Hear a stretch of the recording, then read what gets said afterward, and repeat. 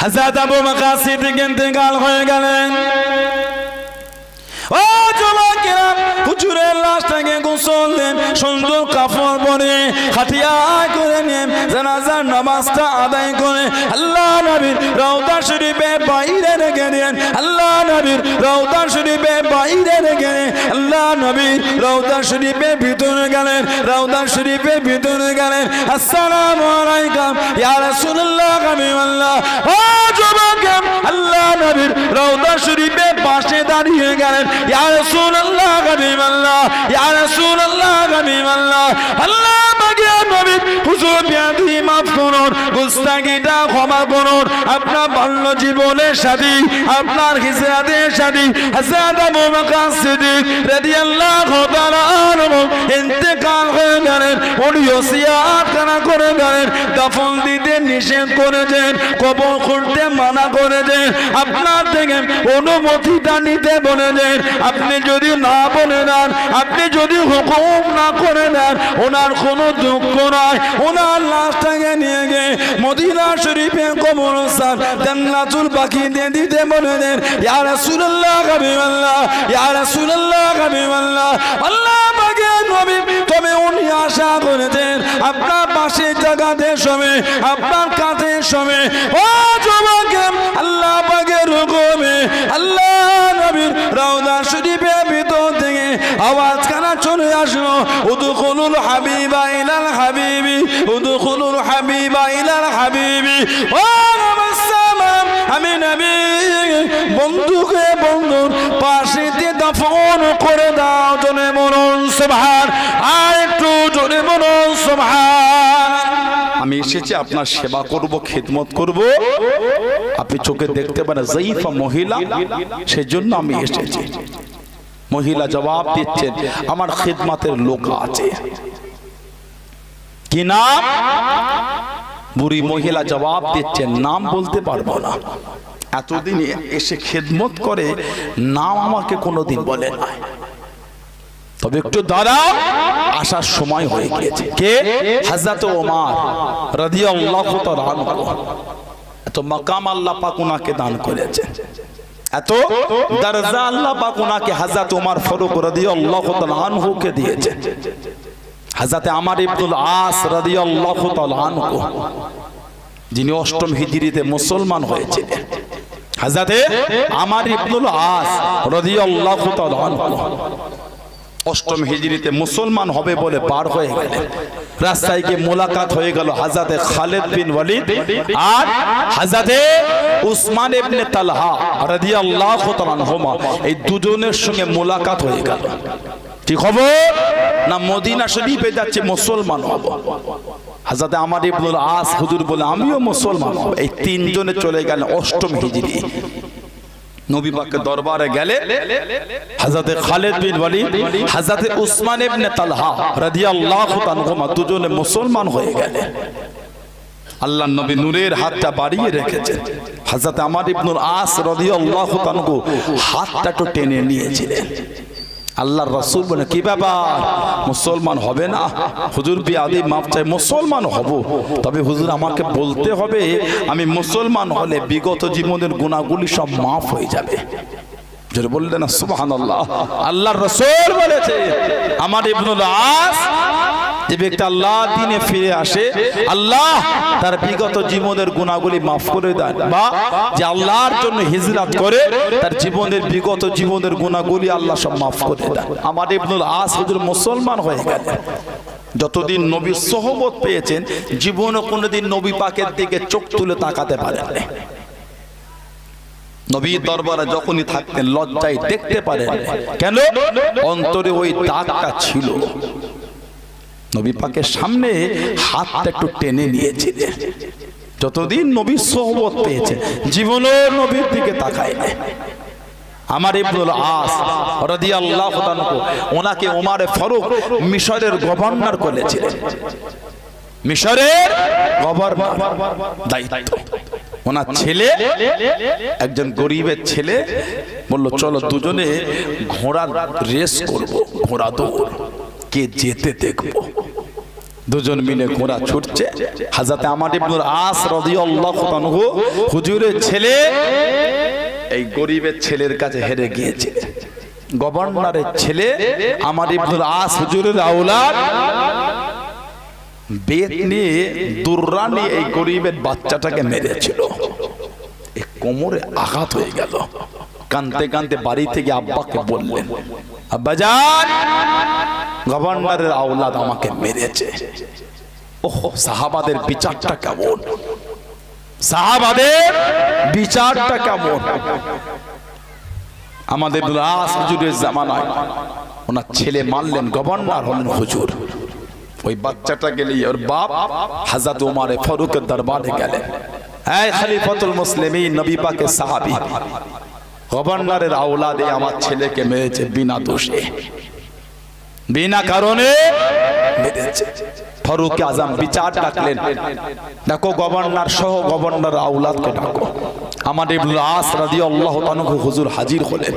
হুজুর বললেন, ওনার ছেলেকে তুমি মেরেছো? ওমর ফারুক বললেন, এই বাচ্চাটার হাতে বেত দাও, চাবুক। হুকুম করলেন, তুমিও গভর্নরের আওলাদকে মারো।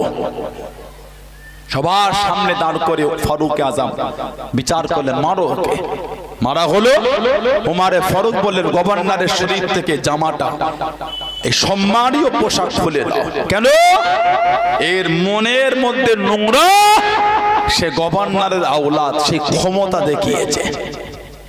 তার মনের মধ্যে এই চিন্তা না হয় সে গভর্নরের আওলাদ, যা ইচ্ছা তাই করবে। না না, এটা ইসলামের বিধান নয়, এটা শরীয়তের বিধান, এটা নয়। সেই হযরত ওমর রাদিয়াল্লাহু তাআলা আনহু, ইসলাম জাহানের দ্বিতীয় খলিফা, বুড়ির বাড়ির কাছে দাঁড়িয়ে আছে।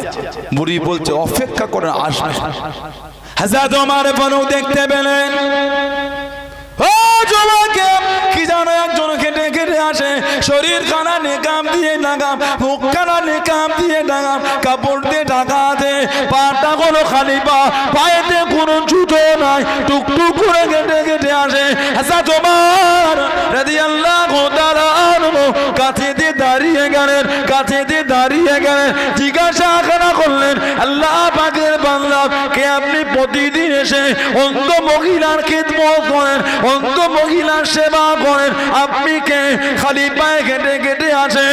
ও যুবক, হযরত ওমর রাদিয়াল্লাহু তাআলা আনহুর দিকে তাকিয়ে তাকিয়ে নিজের শরীরের নেকাবখানা সরিয়ে দিলেন, কাপড়খানা সরিয়ে দিলেন। হযরত ওমর রাদিয়াল্লাহু তাআলা আনহু দেখতে পেলেন, উনি অন্য কেউ নয়, উনি হলেন হযরত আবু বকর সিদ্দিক রাদিয়াল্লাহু তাআলা আনহু। জোরে বলুন সুবহান, আর একটু জোরে বলুন সুবহান। ওহ, খলিফাতুল মুসলিমিন, আপনি খালি পায়ে? জবাব দিচ্ছে, জুতো পরে আসি না। এই জুতো পরে আসলে চলার একটা আওয়াজ হবে, চলার একটা আওয়াজ হবে, লোকে বুঝে ফেলবে, ওই জন্য খালি পায়ে আসি। বাড়িতে এসে পরিষ্কার করে। মহিলাটি রাত্রিরে যে বাড়িতে পিচ্চা পায়খানা ফেরে, ওটাও হযরত সিদ্দিক আকবর এসে পরিষ্কার করে। এমনি আল্লাহ ইজ্জতে এত আলা মাকামে পৌঁছায়নি। সাহাবাদের ঈমানটা কেমন! আমরা আমাদের নিজেদের মা বাপের কাজায়ে হাজাত পরিষ্কার করতে চাই না। পিচ্চা পায়খানা সাফ করা দূরের কথা, মা বাপের খেদমত করতে চাই না। আর হযরতে আবু বকর সিদ্দিক রাদিয়াল্লাহু তাআলা আনহু মদিনা শরীফের অন্ধ মহিলার বাড়িতে প্রতিদিন এসে ঘর পরিষ্কার করে, ওনার পিচ্চা পায়খানাটা বাড়ি থেকে পরিষ্কার করে দেয়। ইসলাম জাহানের প্রথম খলিফা, এত আলা মাকাম আল্লাহ ওনাকে দিয়েছে, এত আলা দরজা আল্লাহ ওনাকে দিয়েছেন। আল্লাহর রাসূল বলেছেন, কোন দল কোন কওমের জন্য উচিত হবে না, কোন দল কোন কওমের জন্য উচিত হবে না। কি উচিত হবে না? যেখানে আমার আবু বকর সিদ্দিক থাকবে, সেখানে অন্য কেউ ইমামতি করবেন, তাদের জন্য উচিত হবে না। যেখানে আবু বকর সিদ্দিক থাকবে, ইমামতির দায়িত্ব আমার আবু বকর সিদ্দিক পালন করবেন। জোরে বলে, জোরে বলা গেল না সুবহানাল্লাহ। এত আলা মাকাম আল্লাহ ওনাকে দিয়েছে। হযরতে আবু বকর রাদিয়াল্লাহু তাআলা নবীর সামনে দাঁড়িয়ে নবীর মুসাল্লায় 17 ওয়াক্তের নামাজ পড়িয়েছেন।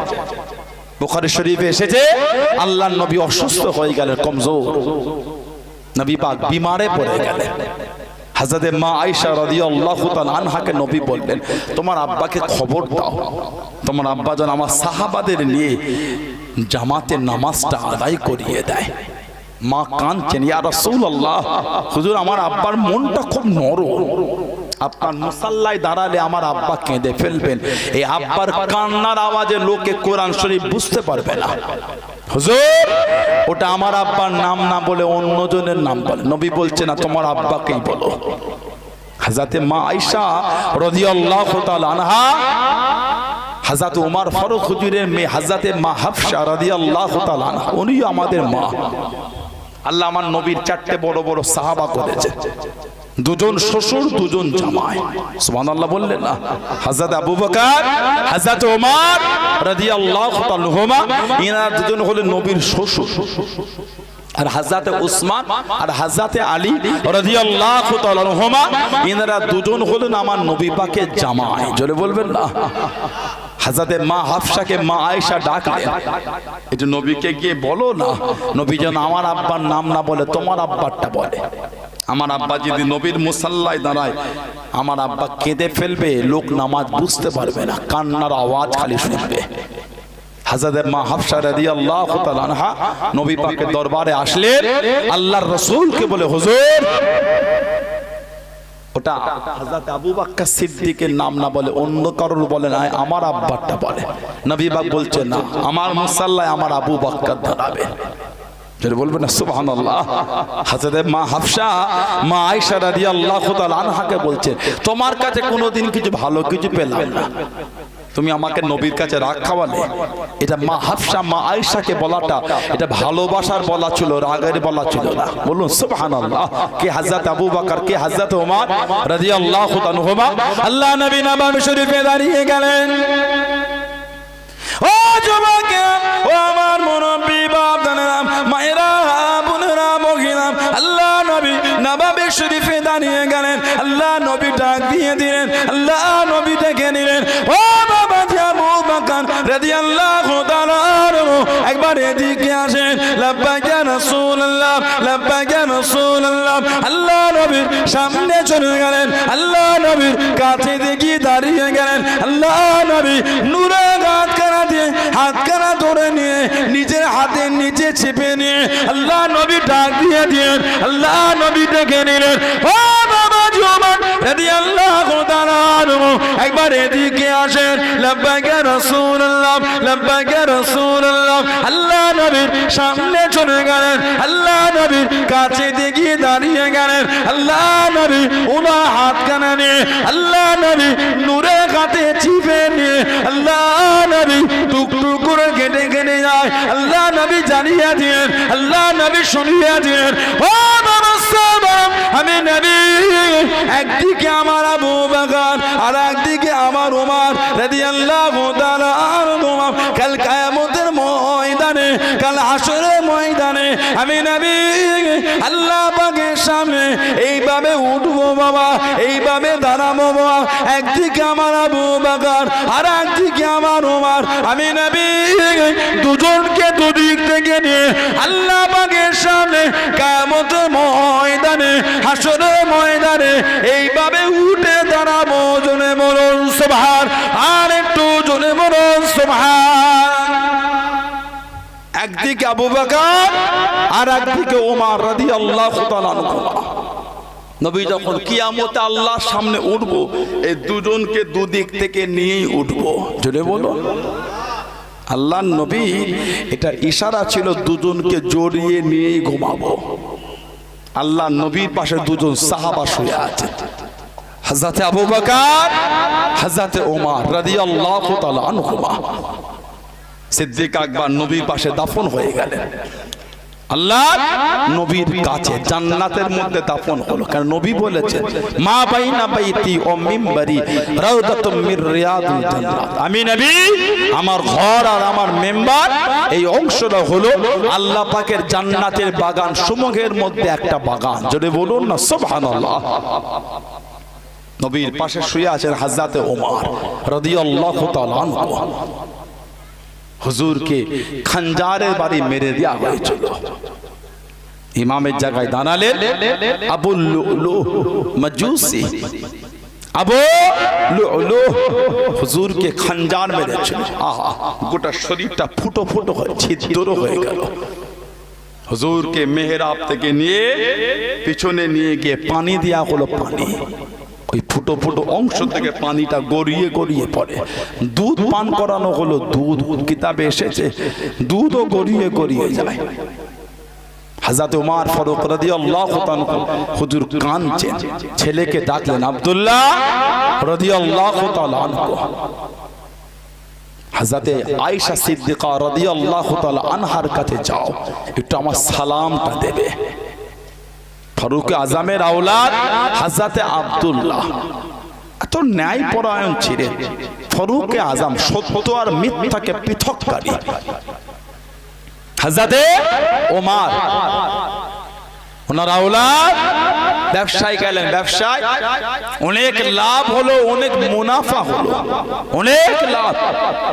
বাড়ি আসলে কিতাব এসেছে হযরতে ফারুক আজম জিজ্ঞাসা করছেন তুমি এত টাকা পেলে কোথা, এত বড় ব্যবসা? জবাব দিচ্ছেন আব্বা গভর্নর আমাকে অর্থ দিয়েছিল, গভর্নর আমাকে টাকা দিয়ে সেই টাকা দিয়ে ব্যবসা করেছে মুনাফা। হযরত ওমর রাদিয়াল্লাহু তাআলা হুজুর বললেন তোমাকে গভর্নর এমনি টাকা দেয়নি, তুমি খলিফার আওলাদ বলে তোমাকে দিয়েছে। খলিফার আওলাদ তোমাকে দিয়ে ওই টাকায় ব্যবসা করে মুনাফা হয়ে এত বেশি। সব তো তোমার না, তোমার এই যা লাভ হয়েছে এর অর্ধেক তুমি বাইতুল মালে গরিবের জন্য দাও। এটা ছিলেন হযরতে ওমর। জোরে বলুন, বললেন আলহামদুলিল্লাহ। হযরতে মা আয়েশার কাছে পাঠাচ্ছেন যাও হযরতে আয়েশাকে গিয়ে আমার সালাম দেবে আর বলবে আমি ওমরের মনটায় আশা, আমি ওমরের মনে চাওয়া নবী পাকের পাশের জায়গাটায় আমি শোবো। উনি যদি না বলে আমার কোনো দুঃখ নাই, তবে ওনাকে বলবে আল্লাহর নবীর কাছে জায়গাটায় ঘুমাতে আমি একটু আশা করেছি। আমি ওমর আমার শরীর ভালো না রাদিয়াল্লাহু তাআলা হযরতে আয়েশাকে সালাম দিয়ে বলবে নবীর পাশে জায়গাতে ঘুমাতে একটু আশা করেছে। উনি না বললে আমার কোনো দুঃখ নাই, তবে বলবেন নবীর কাছে শুতে একটু আশা করেছে। হযরত আব্দুল্লাহ চলে গেলেন। হযরতে আম্মা আয়েশাকে সালাম খানা দিয়ে দিলেন। আম্মা জান আব্বা জান পাঠিয়ে দেন। আব্বা জানের মনের আশা, আব্বা জানের মনের চাওয়া আল্লাহ নবীর পাশে জায়গাতে শোবেন, আল্লাহ নবীর পাশে জায়গাতে শোবে। আপনি যদি না বলে দেন, আপনি যদি মানা করে দেন, আব্বা জানের কোনো দুঃখ নাই, আব্বা জানের কোনো কষ্ট নাই।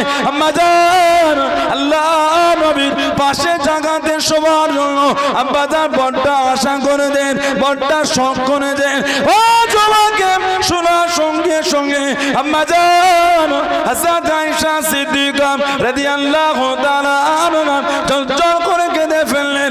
ও বাবা আব্দুল্লাহ তোমার আব্বা জানকে গিয়ে বলে দাও, তোমার আব্বা জানকে গিয়ে শুনিয়ে দাও আমি আয়েশা রাদিয়াল্লাহু তাআলা আনহা আমার বড্ড আশা ছিল, আমার বড্ড চাওয়া ছিল স্বামীর পাশে শোবো, বাপের কাঁধে শোবো, বাপের পাশে শোবো, স্বামীর কাঁধে শোবো। ও বাবা আব্দুল্লাহ তোমার আব্বা দা যখন এত আশা করে বলে পাঠিয়ে দে আমি আয়েশা শোবো না, আমি আয়েশা শোবো না, আমি আয়েশা রাদিয়াল্লাহু তাআলা আনহা আল্লাহ নবীর পাশে জায়গাতে শোয়ার থেকে তোমার আব্বা জানের শোয়াটা প্রাধান্য বেশি দিই। ও বাবা আব্দুল্লাহ, ও বাবা আব্দুল্লাহ রাদিয়াল্লাহু তাআলা আনহু তোমার আব্বা জানকে গিয়ে জানিয়ে দাও আমি আয়েশা রাদিয়াল্লাহু তাআলা আনহা আল্লাহ নবীর পাশে জায়গা খারাপ তোমার আব্বা জানকে দিয়ে দিলাম। জোরে বলুন সুবহান, আর একটু জোরে বলুন সুবহান। আশা ছিল স্বামীর কাছে শোবো, বাপের পাশে শোবো। স্বামী আমার নবী, বাপ সিদ্দিক আকবর। তবে তোমার আব্বা যখন এত আশা করে বলে পাঠিয়েছে আমি আর শোবো না, ওই জায়গাটা আমি তোমার আব্বাকেই দিয়ে দিলাম। আমার ঘুমানোর থেকে তোমার আব্বার ওই জায়গাতে শোয়া প্রাধান্যটা আমি একটু বেশি দিচ্ছি। জোরে বললেন আলহামদুলিল্লাহ। তার একটা কারণও ছিল।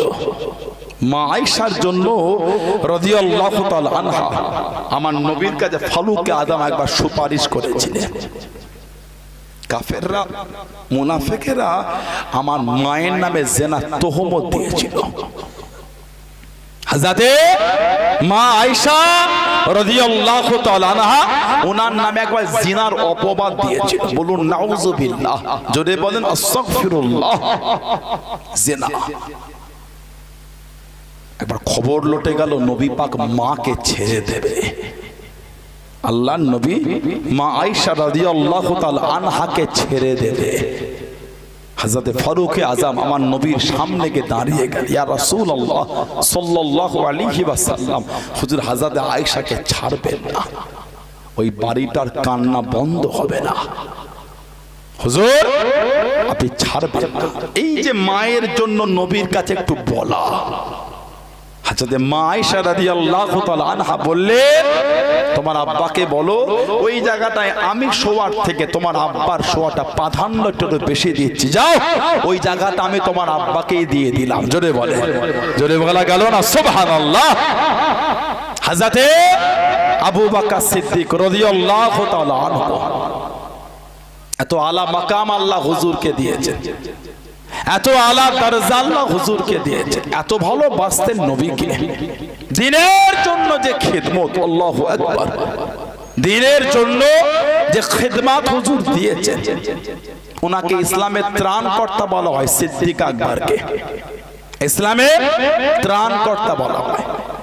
দ্বীনের জন্য যে খিদমত, আল্লাহর নবী জীবনের শেষ যুদ্ধে গেলেন তাবুক, নবম হিজরিতে। এরপরে আমাদের নবী কোনো যুদ্ধই যায়নি। আল্লাহ নবী জীবনের শেষ যুদ্ধে গিয়েছিলেন তাবুক, নবম হিজরি, 30,000 সাহাবা। আল্লাহ নবী জীবনে যত যুদ্ধ করেছেন সব থেকে বেশি সাহাবা আমাদের নবী তাবুকে নিয়ে গিয়েছিলেন, 30,000। এত সাহাবা নবী কোনো যুদ্ধই নিয়ে যায়নি। কিতাব এসেছে আল্লাহ নবী তাবুকে আছেন, জিবরাইল আলাইহিস সালাম আমার নবী পাকের সামনে দাঁড়িয়ে গেলেন। আল্লাহ নবী জিজ্ঞাসা করলেন, ভাই জিবরাইল কি খবর? না হুজুর দেখা করতে আসলাম। আল্লাহর রাসূল জিজ্ঞাসা করেন, জিবরাইল বলেন তো আজকে আকাশের সূর্যের আলোটা তো বেশি কেন? বাইহাকি শরীফে এসেছে সূর্যের আলো এত বেশি। হুজুর এটা শুধু সূর্যের আলো না, তাহলে আপনার মুহাব্বতের সাহাবী হযরতে মুআবিয়া ইবনে আবু মুআবিয়া লাইসি রাদিয়াল্লাহু তাআলা আনহু, হযরতে মুআবিয়া ইবনে আবু মুআবিয়া লাইসি রাদিয়াল্লাহু তাআলা আনহু, যিনি মদিনা শরীফে ইন্তেকাল হয়ে গেছেন। জানা যায় 70,000 আল্লাহ পাকের ফেরেশতা নেমে এসেছে।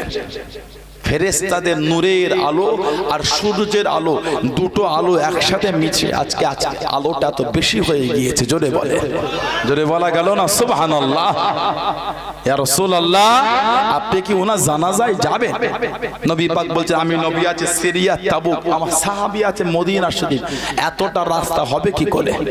হুজুর আপনি বলেন যদি যেতে চান আল্লাহ পাকের হুকুমে আপনার জন্য রাস্তা ছোট হয়ে যাবে। বলুন সুবহানাল্লাহ। দুরকম বর্ণনা, একরকম বর্ণনা, আল্লাহর নবীর জন্য রাস্তা ছোট হয়ে গিয়েছিল। নবী পাক সিরিয়া তাবুক থেকে মুহূর্তের মধ্যে মদিনা শরীফে গিয়ে ওনার জানাজা পরে আবার ফিরে আসলেন। আর একটা বর্ণনা, আল্লাহর নবী সিরিয়া তাবুকেই ছিলেন, ওখান থেকে মদিনা শরীফ মধ্যখানে পর্দাটা আল্লাহ আমার নবীর জন্য উঠিয়ে নিয়েছিলেন। নবী সিরিয়া তাবুক থেকে ওনার জানাজা দেখতে পাচ্ছেন। আল্লাহর নবী ওখানে দাঁড়িয়ে ওনার জানাজা পড়লেন। নবী পাকের পিছনে দুটো কাতারে 70,000 করে 1,40,000 ফেরেশতা নবী পাকের সাথে হযরতে মুআবিয়া ইবনে আবু মুআবিয়া লাইসি রাদিয়াল্লাহু তাআলার জানাজার নামাজটা আদায় করেছিল। জোরে বলুন না সুবহানাল্লাহ। আমল কি ছিল? আল্লাহর রাসূলকে বলেছেন, ইয়া রাসূলুল্লাহ, জিবরাইল আলাইহিস সালাম বলেছেন, হুজুর আপনার এই সাহাবীর আমল ছিল উঠতে বসতে ঘুরতে ফিরতে সব সময় সূরা ইখলাসটাকে হুজুর পড়তো। কুল হুয়াল্লাহু আহাদ আল্লাহুস সামাদ লাম ইয়ালিদ ওয়া লাম ইউলাদ ওয়া লাম ইয়াকুল লাহু কুফুয়ান আহাদ। আপনার এই সাহাবী সব সময় এটা আমল করতেন। আল্লাহ এত দরজা দিয়েছেন, জানা যায় ৭০,০০০ ফেরেশতা নেমে এসেছেন। জোরে বলে, জোরে বলা গেল না সুবহানাল্লাহ। আল্লাহর রাসূল বলেছেন ওই ব্যক্তির জান্নাতে যেতে বাঁধা একটা, ওই ব্যক্তি জান্নাতে যেতে বাঁধা একটা। কোন ব্যক্তি? যে ব্যক্তি প্রত্যেক ফরজ নামাজের পরে একবার আয়াতুল কুরসি পড়বে, ওই ব্যক্তির জান্নাতে যেতে বাঁধা একটা।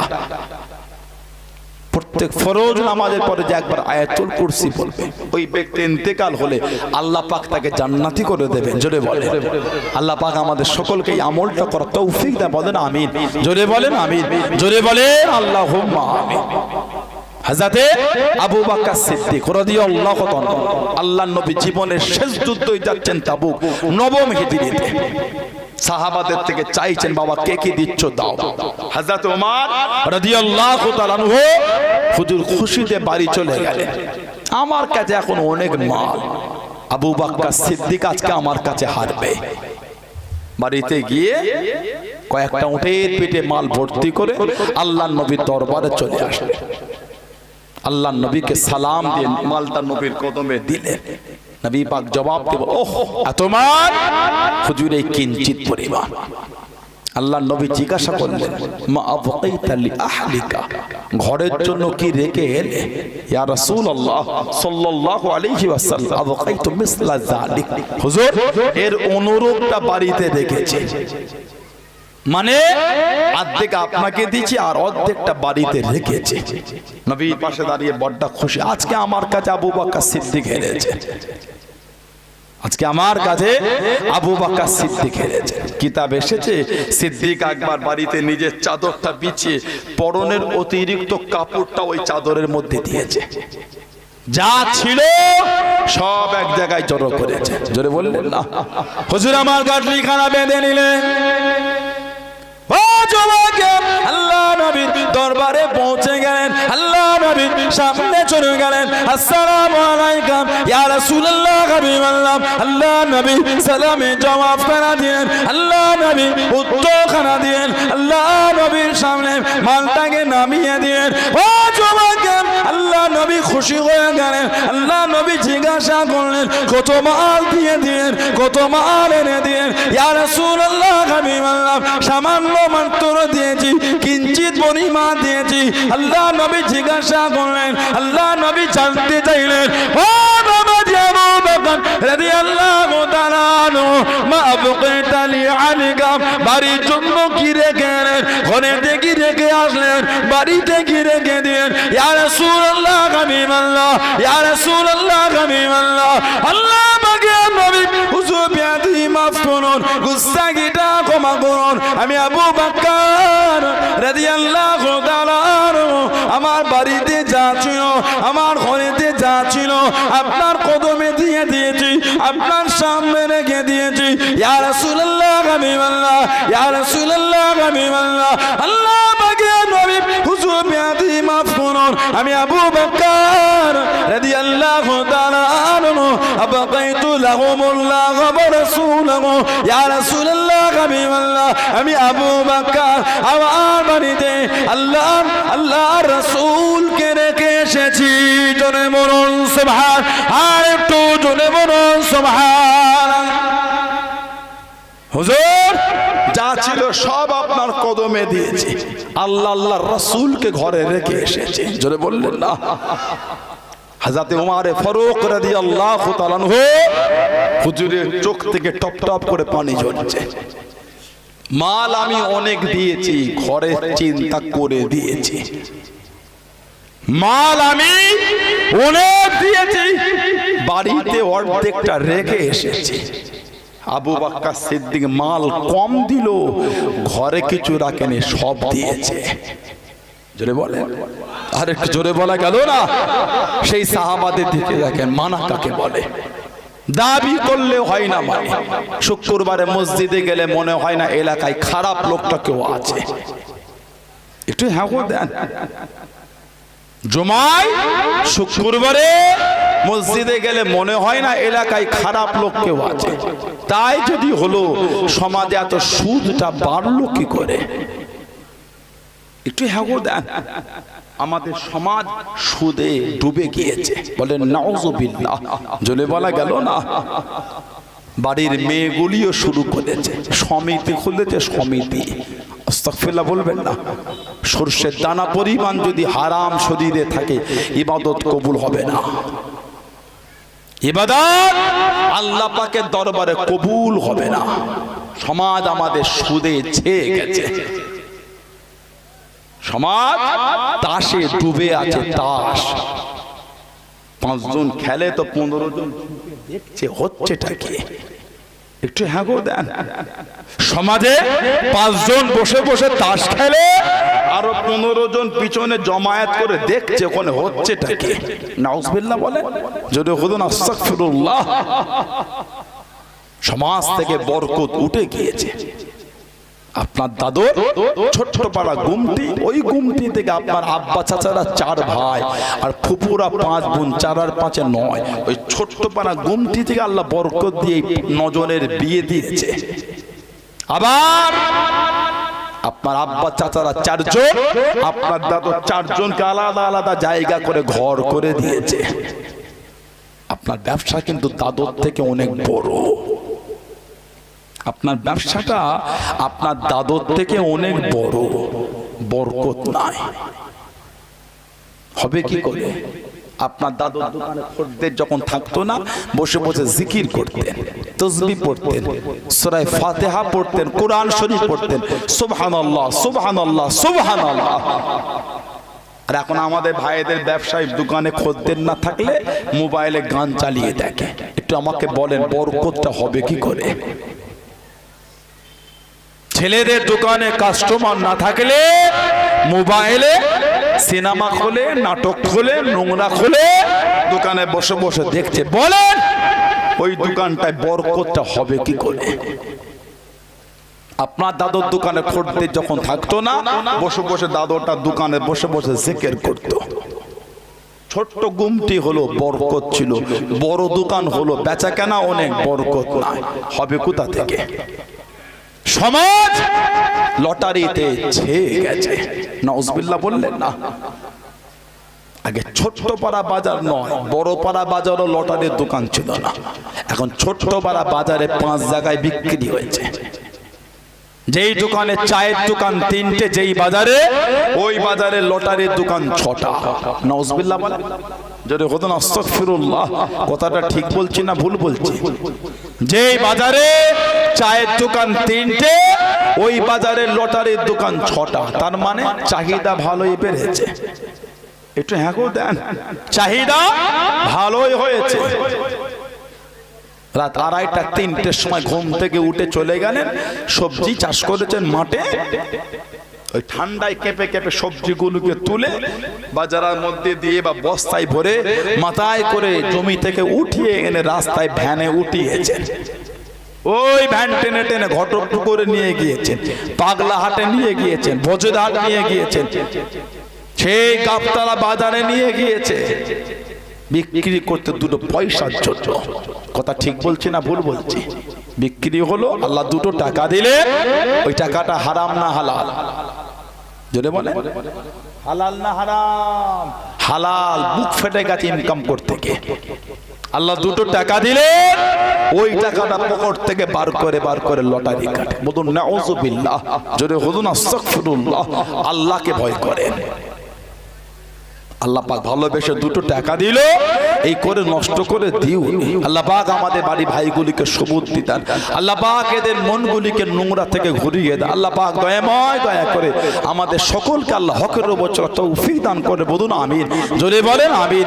জোরে বলেন আল্লাহুম্মা আমিন। একটু দরুদ শরীফ আল্লাহুম্মা।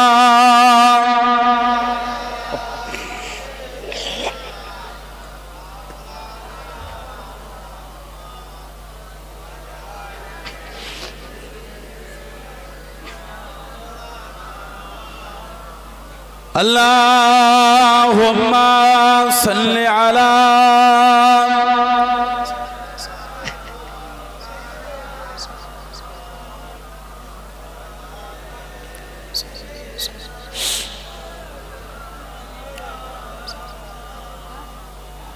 মুস্তাফা মুস্তাফা মুস্তাফা মুস্তাফা মুস্তাফা মুস্তাফা মুস্তাফা মুস্তাফা মুস্তাফা মুস্তাফা মুস্তাফা মুস্তাফা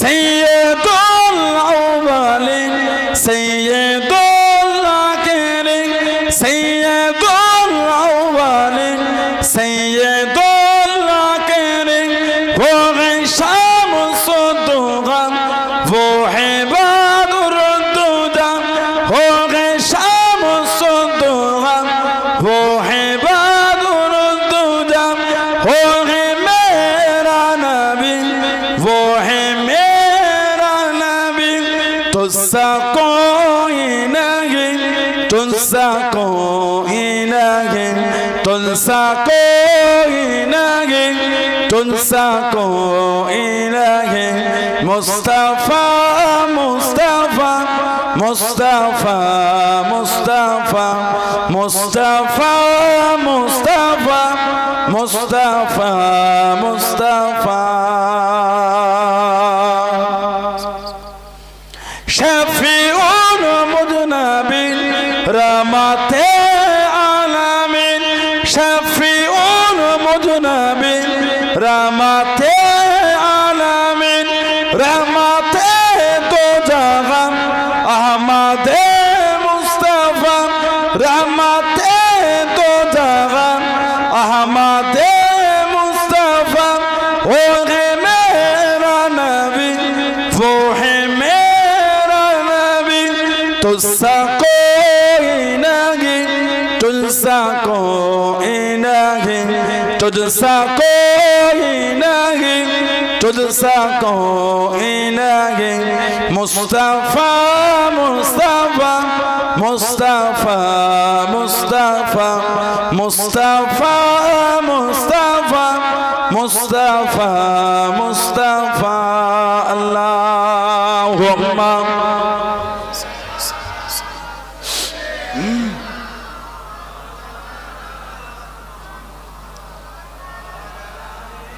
सैयदना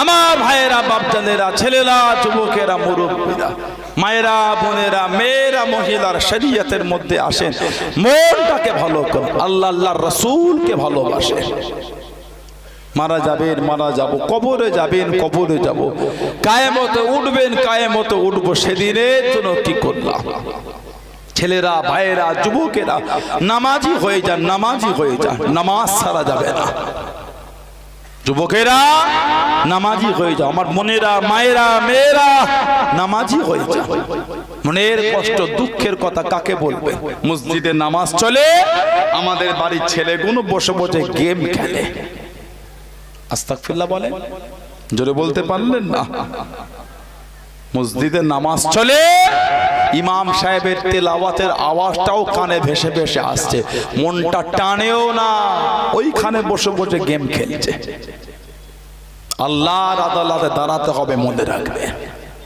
যা ভাবছেন তা নয় সমাজের 16 আনার কবরস্থানে গিয়ে একবার দেখে যান সব মুরব্বীগুলো কাতার দিয়ে শুয়ে আছে যান কিছু কিছু কবরে গিয়ে দেখবে বাঁশগুলি সব ভেঙে ভেঙে ঢুকে গেছে ঠিক বলছে না ভুল বলছে যান পানি হলে গিয়ে দেখবে ওই কবরগুলিতে পানি জমে পানি এলাকার কিছু কিছু কবরস্থানে কবর খুঁড়লে নিচে থেকে পানি ওঠে কথা ঠিক বলছে না ভুল বলছে কবর খুঁড়লে পানি এক হাঁটু বরাবর পানি হয় কিছু কিছু কবরে ওই পানির উপরই লাশ নামিয়ে দেন